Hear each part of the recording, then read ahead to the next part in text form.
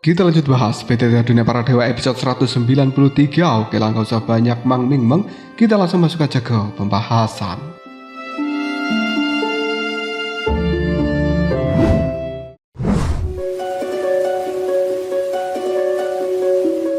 Tangan dari seorang Long Yi sudah menggenggam tombak petir emasnya erat-erat. Dia kemudian menghentakkan kakinya dan sosoknya berubah menjadi bayangan. Tombak yang ada di tangan itu berputar. Cahaya petir berkelap-kelip di tempat sekitarnya dan menggunakan tombak ini. Terjadilah dar sebuah ledakan yang dahsyat ketika Long Yi memberikan serangan pada salah satu orang yang berasal dari klan Harimau Tulang di depannya. Orang itu pun langsung berteriak dan detik berikutnya Long Yi kembali menarik tangannya memberikan serangan ke arah belakang. Hal ini membuat orang lainnya dari klan Harimau Tulang tidak sempat bereaksi yang kemudian terkena serangan oleh seorang Long Yi. Orang itu pun kembali menjerit. Long Yi kemudian melemparkan kedua orang Dodi dari klan Harimau Tulang itu ke dalam lautan api yang telah diciptakan oleh Xiaoyan. Jing Wuchen saat ini yang sedang diserang oleh 3 orang Dodi dari klan Harimau Tulang. Tentu saja tidak akan pernah melewatkan kesempatan yang bagus seperti ini. Dia segera meminum cairan Qingling, pemberian dari Xiaoyan, dan kemudian pisau terbang yang ada di tangannya kini telah diterangi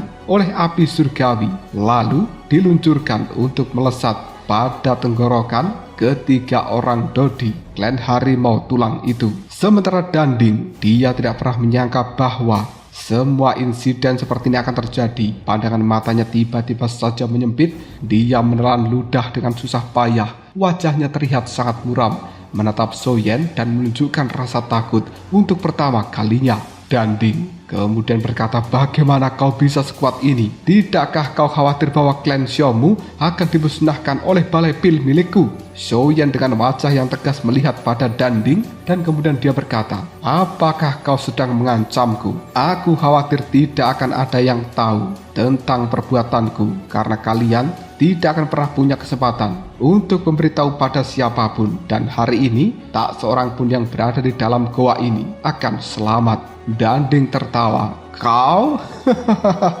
Betapa sombongnya dirimu, bahkan kau lebih sombong dariku.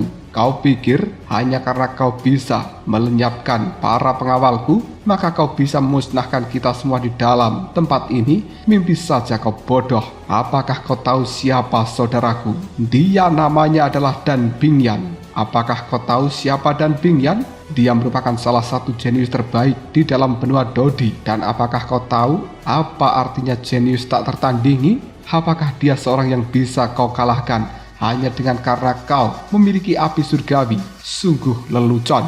Sekitar 20 penjaga yang tersisa ketika mendengarkan kata-kata dari seorang Danding langsung merasa kepercayaan diri mereka melonjak untuk sekali lagi mampu mengalahkan orang jenius dari klan Harimau Tulang serta hampir 40 penjaga yang tangguh sekaligus. Kekuatan Xiaoyan memang mencengangkan, tapi di pihak mereka memiliki seorang jenius tak tertandingi yang terkenal di seluruh benua Dodi, dan itu adalah Dan Bingyan. Bagaimana mungkin Xiaoyan yang mengandalkan kekuatan api surgawi bisa menandingi seorang Dan Bingyan? Tepat pada saat itu Dan Bingyan akhirnya segera berdiri dari tempat duduknya. Dengan langkah kaki yang kecil dia muncul di hadapan Danding. Tatapan matanya dingin tertuju pada Xiaoyan, lalu berkata, "Aku akui, awalnya aku memang meremehkan dirimu dan aku tak menyangka bahwa kau yang baru berada di dalam benua Dodi sekitar 1 abad bisa mencapai level seperti ini. Jika dirimu diberikan waktu yang cukup, mungkin kau akan benar-benar bisa menyamai kemampuan dariku." Dan Bingyan yang selalu memberikan kesan meremehkan pada semua orang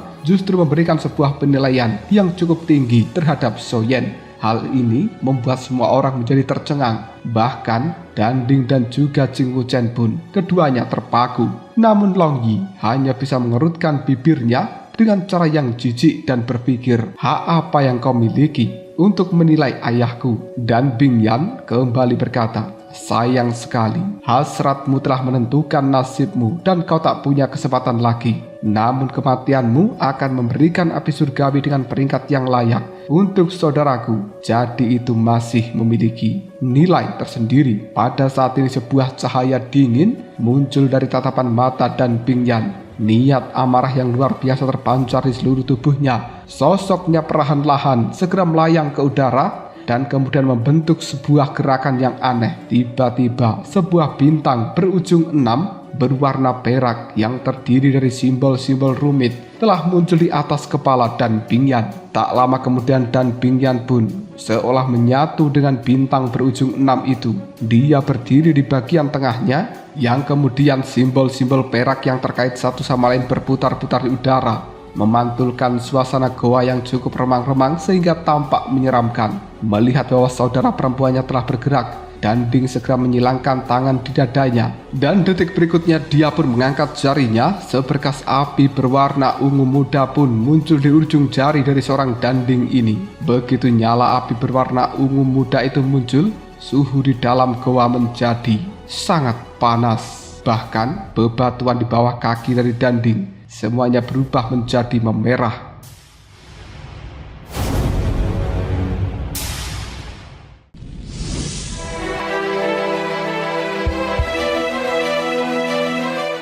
Soyen menyipitkan matanya melihat pada api ungu muda dan kemudian dia berkata, "Itu sebenarnya adalah api surgawi. Aku tidak menyangka bahwa Danding juga memiliki api surgawi dan tingkatannya juga cukup bagus. Tampaknya bahkan berada di atas dari api surgawi ledakan bumi." Setelah berkata seperti ini, sebuah kilatan yang terlihat cukup terang muncul di dalam mata dari Soyen dan dia berkata di dalam hatinya, "Aku akan mendapatkan jackpot hari ini." Dan Bingyan masih belum diketahui siapa yang akan menyumbangkan api surgawi kepada siapa. Namun Danding tidak memperhatikan tatapan mata penuh semangat dari seorang Soyen. Dia hanya melirik Soyen dengan cara yang jijik, lalu mensuntikkan api berwarna ungu muda itu. Tak lama kemudian hal ini langsung berubah menjadi sosok yang mirip seperti Danding, namun tubuhnya cukup besar dan terbuat dari api. Sebuah aura terpancar dari Danding bertubuh api tersebut yang kemudian menghasilkan suara gemuruh yang cukup memekakkan telinga. Melihat bahwa nona muda yang merupakan seorang jenius tak tertandingi hendak bergerak dan juga Danding yang telah memunculkan api surgawinya, lebih dari 20 penjaga segera mengumpulkan keberanian mereka untuk mengarahkan pedang pada Soyen dan juga dua lainnya. Pertempuran ini akan menentukan siapa yang bisa keluar dari dalam goa. Jing Wuchen merasa sedikit khawatir dan kemudian dia bertanya pada Soyen, "Saudara Soyen, bisakah kita melakukan hal ini?" Soyen tersenyum pada Jing Wuchen. "Apakah kau sudah kehilangan kepercayaan dirimu?" Jing Wuchen kemudian menimpali, "Meskipun Danding adalah seorang jangkrik, dia juga bisa dianggap sebagai jenius tingkat atas dalam hal kekuatan. Dan seorang jenius tak tertandingi seperti Dan Bingyan ditambah dengan seorang jenius tingkat atas seperti Danding ini, serta lebih dari 20 pengawal, tampaknya cukup merepotkan." Soyen ketika melihat sebuah wajah panik dari seorang Jing Wuchen, dia tak kuasa menahan diri untuk menggodanya. Memang ini cukup merepotkan, jadi apa yang harus kita lakukan?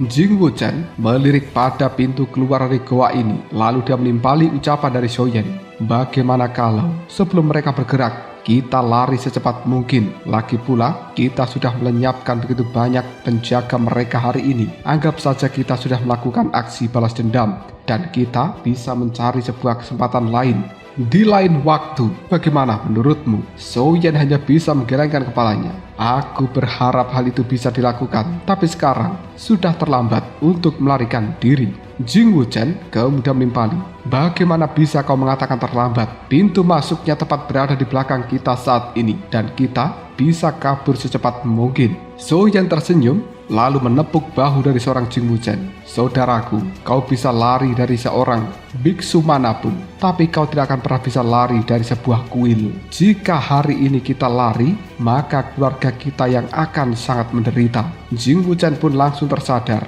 Wajahnya muram. "Jadi maksudmu kita tak punya pilihan lain selain melawan mereka sampai mati hari ini? Mungkinkah benar-benar tak ada cara lain?" Soyen menganggukkan kepalanya sambil bertanya, "Jika aku mengurus kedua saudara ini, bagaimana kau akan berterima kasih padaku?" Jing Wuchen ketika mendengarkan kata-kata dari seorang Soyen, ada sebuah rasa tidak percaya muncul di dalam hatinya, tapi juga ada sebuah kejutan yang cukup menyenangkan. "Apakah kau yakin bahwa dirimu tidak sedang bercanda denganku? Tidak mencoba menghiburku sebelum aku mati, kan?" Soyen tertawa. Apakah aku terlihat seperti orang yang sedang bercanda? Jing Wuchen dengan penuh semangat dia menimpali. Seberapa yakinkah dirimu? Soyan berkata, 90%. Mendengarkan angka 90% wajah dari seorang Jing Wuchen langsung berubah total. Sialan. Jika kau yakin 90%, kenapa tadi kau hanya bilang 50% saja? Kau membuat jantungku berdebar-debar, mempertaruhkan nyawaku bersama dengan dirimu. Apakah kau tahu tentang hal ini? Soyan hampir tertawa terbahak-bahak. Lalu dia mendesak, kau masih belum mengatakan bagaimana kau akan berterima kasih padaku.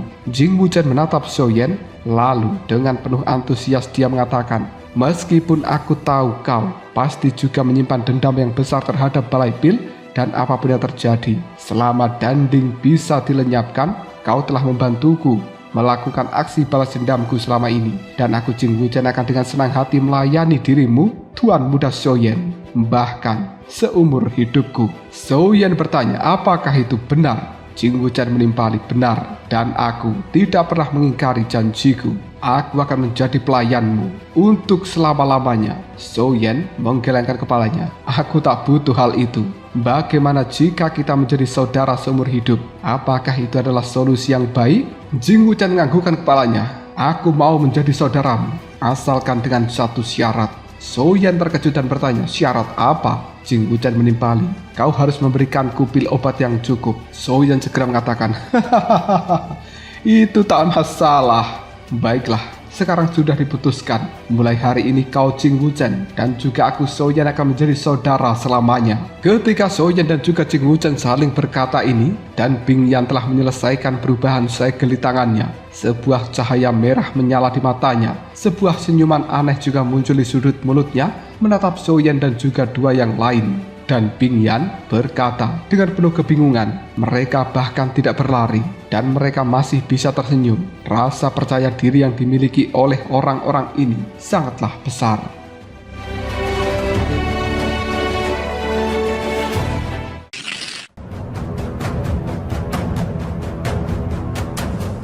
Soyan kemudian berkata pada Dan Bing Yan, api surgawi milik saudaramu itu sangat luar biasa, dan kupikir itu lebih cocok menjadi milikku. Bagaimana mungkin aku tidak tersenyum? Mendengarkan ucapan dari Soyan tersebut, raut wajah dari seorang Dan Bing Yan langsung berubah menjadi sangat dingin. Dia mengganti segel di tangannya, menekan ke arah bawah, dan kemudian formasi bintang segi 6 langsung mengeluarkan sinar cahaya perak yang sangat terang. Hal ini kemudian diarahkan oleh seorang Dan Bing Yan untuk langsung menyelimuti Soyan dan juga dua yang lain. Pada saat yang sama Danding juga telah menjentikkan jarinya, dan kemudian Danding berbentuk api yang telah bergabung dengan api surgawi ungu muda, kini telah langsung membentuk sebuah anak panah yang telah menuju ke arah Soyan. Selain itu, lebih dari 20 penjaga sekarang juga telah mengayunkan pedang mereka yang secara serempak menyerbu ke arah Soyan dan juga dua yang lain. Ketika formasi bintang segi 6 berwarna perak itu mengarah pada dirinya, Soyan langsung mengayunkan pedang berat kuno api surgawi untuk menghadangnya. Tapi formasi bintang segi 6 tampaknya telah mampu melewatinya, seolah tidak terjadi apa-apa, dan terus menyelimuti tubuh dari Soyan serta Long Yi dan juga Jing Wuchen. Soyan nampak terkejut. Dia pun dengan cepat mengeluarkan kekuatan jiwanya untuk melindungi lautan kesadaran,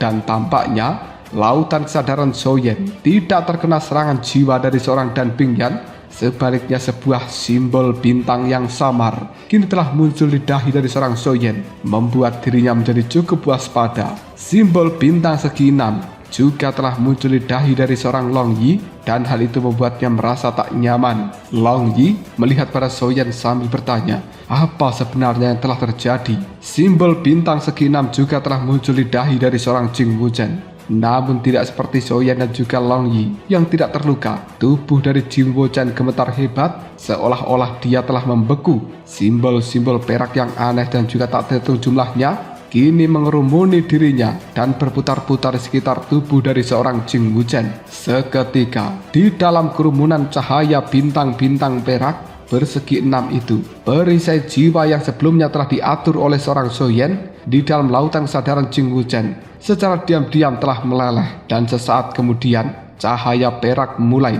berkedip di mata Jing Wuchen. Tatapan mata dingin yang mampu membekukan jiwanya telah terpancar dari hal itu. Mengabaikan serangan dari seorang Danding, Soyen segera menyerbu ke arah Jing Wuchen dalam satu langkah sambil berkata, "Sial, ini tidak bagus." Melihat Soyen telah mendekati Jing Wuchen, hal itu langsung membuat Jing Wuchen dengan mata yang bersinar perak mengeluarkan suara geraman dan sedikit menggeser tubuhnya dengan jentikan tangan kanannya. Lebih dari satu lusin garis cahaya dingin segera melesat ke arah Soyen, dan Soyen yang lengah kini telah terkena serangan dari pisau terbang milik Jing Wuchen itu. Dia langsung membeku menyadari bahwa ia akan terkena serangan dari seorang Danding dari arah belakang, serta serangan pedang dari para pengawal yang lainnya. Pada saat kritis seperti ini, Soyen secara naluri langsung menghindar, menangkis serangan belati terbang yang telah dilemparkan oleh seorang Jing Wuchen yang sudah terkena pengaruh dari formasi bintang 6 milik seorang Dan Bingyan. Detik berikutnya Soyen juga telah menangkis serangan panah api dari seorang Danding. Pada saat yang sama, Soyen langsung memutar tubuhnya melakukan sebuah teknik gerakan, dan kali ini pedang berat kuno api surgawi beralih dari serangan menjadi pertahanan, menggunakan hal ini untuk memblokir seluruh serangan pedang dari para pengawal. Setelah serangannya meleset, aura dingin terpancar dari dalam pandangan mata Jing Wuchen, seolah-olah dia telah kehilangan sepenuhnya tentang jati dirinya. Tangan kiri dari seorang Jing Wuchen menusukkan beberapa belati terbang ke arah Long Yi yang sedang terdiam. Sementara tangan kanan dari seorang Jing Wuchen kembali berkobar dengan cahaya, meluncurkan lebih banyak belati terbang ke arah Soyen yang telah terkepung oleh pasukan pengawal Danding. Long Yi segera menangkis belati terbang dari seorang Jing Wuchen menggunakan tombaknya, dan kemudian dia berteriak, "Jing Wuchen, apa kau sudah gila?" Soyen segera berkata, Jing Wuchen saat ini sudah terbawa oleh pengaruh kekuatan jiwa dari seorang Dan Bingyan, dan dia telah dikendalikan oleh wanita sialan itu. Soyen benar-benar tak menyangka bahwa teknik Dao bintang segi 6 yang aneh milik Dan Bingyan tidak hanya mampu mempengaruhi pikiran seseorang, tapi juga mampu memanipulasi mereka. Soyen telah berulang kali mengayunkan pedang berat kuno api surgawi, membuat beberapa penjaga dengan jarak yang cukup dekat dengan seorang Soyen langsung terpental. Dengan langkah kakinya, Soyen kali ini telah mencoba mendekati Jing Wuchen. Danding yang mengetahui niat Soyen itu, dia segera mengatakan, "Apakah kau ingin menyelamatkan orang rendahan itu? Tidak mungkin aku akan membiarkannya." Danding pun memberikan isyarat pada para penjaga yang lainnya untuk menghalangi jalan dari seorang Soyen, dan dia dengan cepat mengubah segel tangannya, memuntahkan seteguk cairan berwarna merah, lalu membiarkan cairan merah ini bersatu dengan tubuh Danding api. Danding api yang telah diberikan nutrisi dari esensi cairan merah oleh Danding yang sebenarnya membuat tubuhnya menjadi semakin menyala, bersinar dengan cahaya yang telah membakar, dan detik berikutnya memberikan serangan hantaman telapak tangan yang keras ke arah kepala dari seorang Soyen. Danding api mengeluarkan suara tajam yang dikombinasikan dengan kekuatan pedang dan juga kekuatan lain dari para pengawal yang telah menghalangi jalan dari Soyen. Tidak akan pernah membuat Soyen mampu mendekati Jing Wuchen untuk kali ini.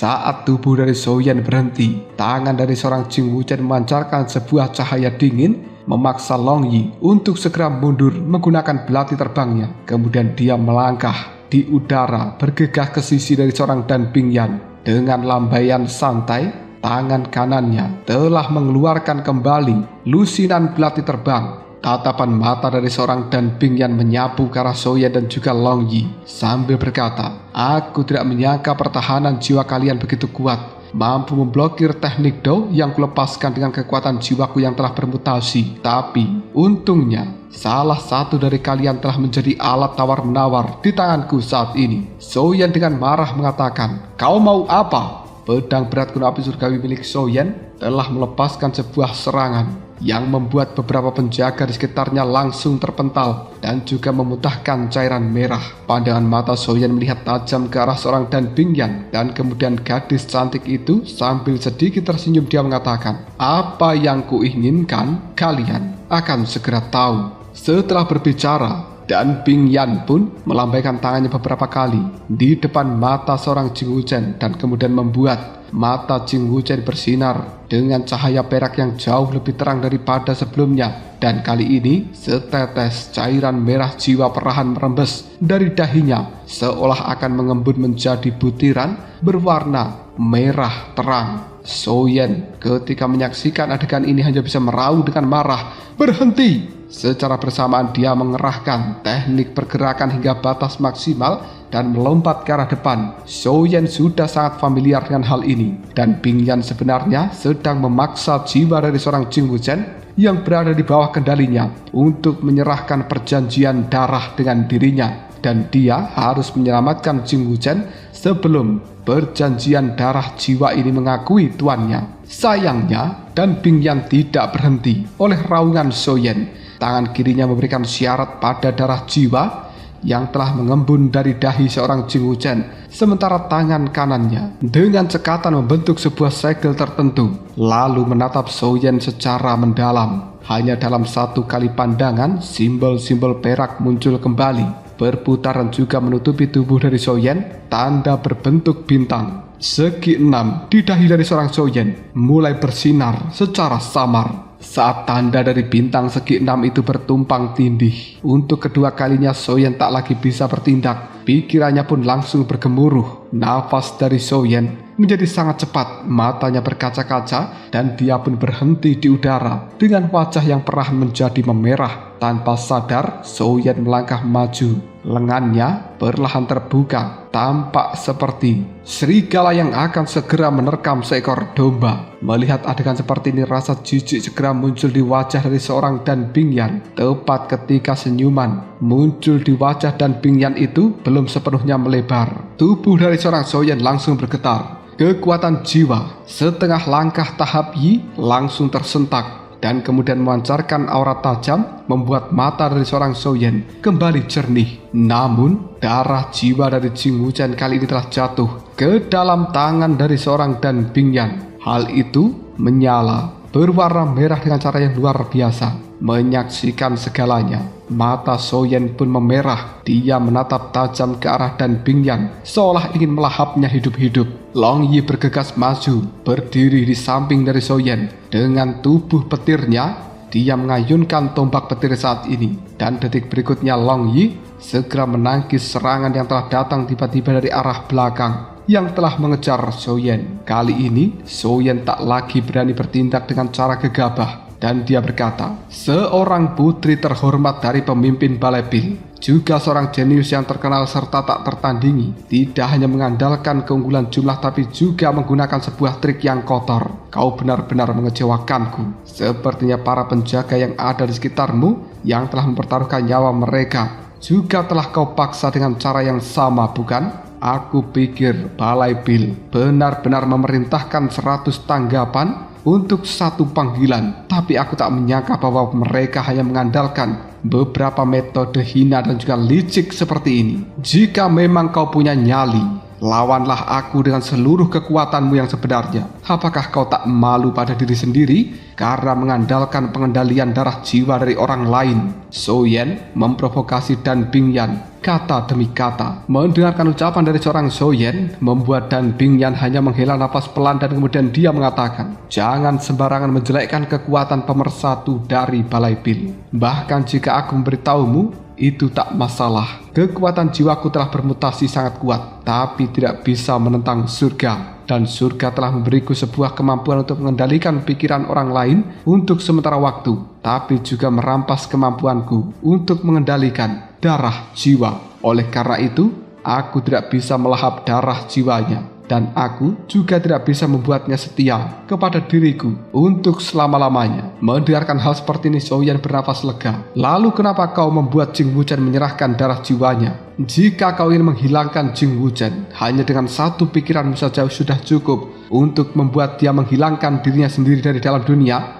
Namun kenapa kau harus bersusah payah seperti ini? Dan Bing Yan pun menimpali, apa gunanya menghilangkan diri sendiri dari dunia? Itu hanya akan memicu kemarahan kalian dan menyebabkan Balai Pilku menderita lebih banyak kerugian, jauh lebih menarik untuk mempertahankannya dan membuat kalian bertarung satu sama lain. Ragu-ragu tidak mampu melepaskan kekuatan penuh kalian. Mengendalikan pikiran orang lain itu sangatlah bagus, tapi semakin kuat teknik Do, semakin banyak kekuatan jiwa yang akan dikonsumsi di alam ilusi ini, di mana pertarungan tanpa henti telah terjadi di mana-mana. Yang terbaik adalah menghemat kekuatan sendiri sebanyak mungkin. Dan sekarang darah jiwa dari Jing Wuchen ada di tanganku. Dia tidak akan lagi berani membantahku selama darah jiwanya berada di luar tubuhnya sebelum menghilang, karena nyawanya ada di tanganku. Bukankah akan lebih baik jika dia dengan sukarela bertarung untuk diriku?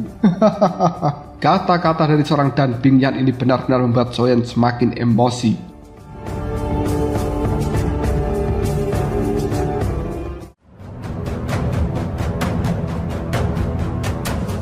Lalu apakah yang akan terjadi selanjutnya? Mungkinkah Soyen mampu merebut kembali darah jiwa dari seorang Jing Wuchen dan kemudian juga menyadarkan Jing Wuchen dari pengaruh Dan Bingyan? Jika kalian penasaran, tunggu aja jawabannya di next video.